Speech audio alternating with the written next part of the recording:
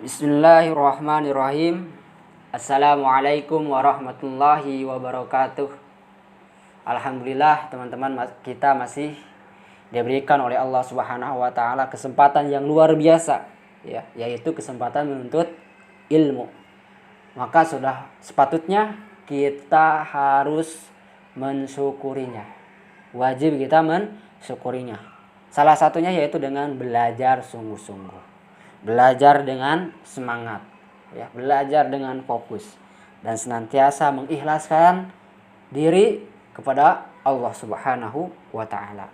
Mudah-mudahan apa yang kita pelajari diberikan kemudahan dalam memahami, ya, mudah dalam mengamalkan. Kemudian setiap apa yang kita kerjakan bernilai ibadah, insya Allah. Sebelumnya kita sudah belajar tentang salam, ya, mudah-mudahan kita semua dimudahkan untuk senantiasa menyebarkan salam. Sekarang kita akan belajar pelajaran kelima, kisah Nabi Idris alaihi salam. Boleh teman-teman dibuka halaman 19, kita bersama-sama membaca kisah Nabi Idris alaihi salam. A'udzu billahi minasyaitonir rajim. Wadhkur fil kitabi Idris innahu kana siddiqan nabiyyan wa rafa'nahu makanan 'aliyya. Yang artinya, dan ceritakanlah hai Muhammad kepada mereka tentang kisah Nabi Idris yang tersebut di dalam Al-Qur'an. Sungguh Idris adalah orang yang sangat membenarkan dan ia juga merupakan seorang nabi dan kami mengangkatnya ke martabat yang tinggi. Surah Maryam ayat 56 sampai 57. Di sini ada keistimewaan, ya, yang disifati oleh Al-Qur'an, siddiqan nabiyya, artinya orang yang sangat jujur, yang sangat membenarkan.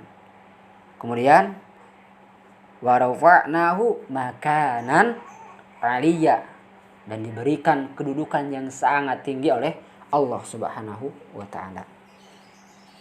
Nabi Idris alaihi salam adalah utusan Allah. Di dalam Al-Qur'an Allah menyifatinya sebagai seorang yang sangat jujur dan selalu membenarkan. Tadi sudah disinggung, ya, oleh Ustadz, yaitu siddiqan nabiyya, orang yang sangat jujur dan selalu membenarkan apa yang diperintahkan oleh Allah Subhanahu wa taala. Di tengah kaumnya, Nabi Idris dikenal sebagai seorang penjahit. Ya. Subhanallah, ya. Nabi Idris sudah mengenal jahitan, ya. Udah lama.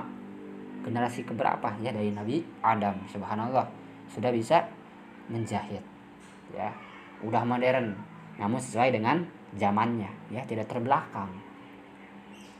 Kemudian Nabi Idris merupakan manusia pertama yang memakai jarum untuk menjahit. Beliau, ya, yang bisa pertama kali menjahit dengan jarum. Bahkan ia juga merupakan manusia pertama yang menulis dengan menggunakan kolam atau pena. Subhanallah, ya. Beliau juga yang pertama kali menulis, ya. Diingat-ingat, beliau manusia pertama yang mampu menjahit dengan jarum, dan dia juga manusia pertama yang mampu menulis dengan kolam, ya. Jadi dari generasi Islam, ya. Peradaban itu dari generasi Islam, ya. Dari Allah Subhanahu wa taala, bukan dari orang barat, ya. Bukan dari orang barat. Nabi Muhammad SAW bertemu dengan Nabi Idris pada peristiwa Isra dan Mi'raj, ya. Beliau sudah wafat, Nabi Idris, ya.